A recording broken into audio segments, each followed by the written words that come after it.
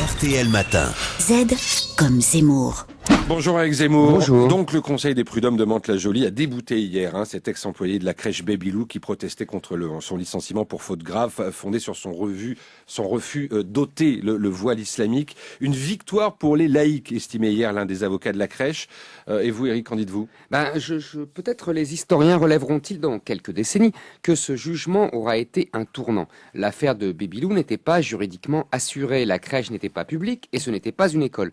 Elle ne répondait donc pas à la loi de 2004 qui avait interdit le voile.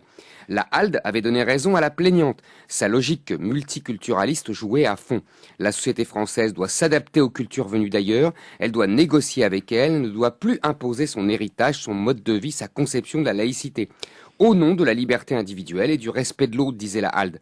Refuser cette négociation, c'est de l'intolérance, du racisme, du néocolonialisme, péché suprême, une discrimination.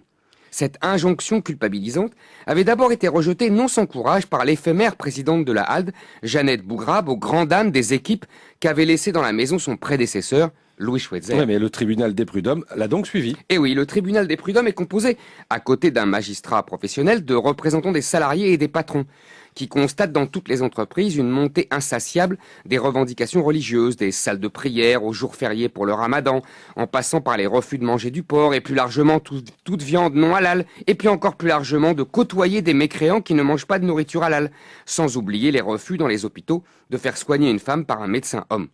L'islam pose une question existentielle à la société française, car cette religion n'est pas seulement une des grandes spiritualités de l'humanité, elle est aussi un droit rigoureux qui repose sur l'alternance stricte entre interdit et permis, un droit qui n'est pas sanctionné par une autorité hiérarchique comme le pape et se prête donc à toutes les surenchères pour être au plus près de Dieu, un droit qui englobe tous les aspects de l'existence et de la vie en société.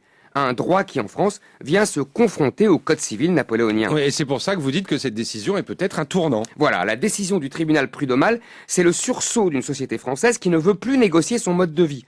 Déjà, le président du Haut Conseil à l'intégration réclame le droit pour chaque entreprise de suivre l'exemple de Babylou. Et ce n'est pas un hasard si ce week-end, François Fillon a osé prononcer le mot assimilation, mot banni des discours politiques depuis 30 ans. S'assimiler, c'est devenir le même, c'est faire sienne la culture dominante et renoncer à ce qui, dans son héritage religieux et culturel, choque la société d'accueil.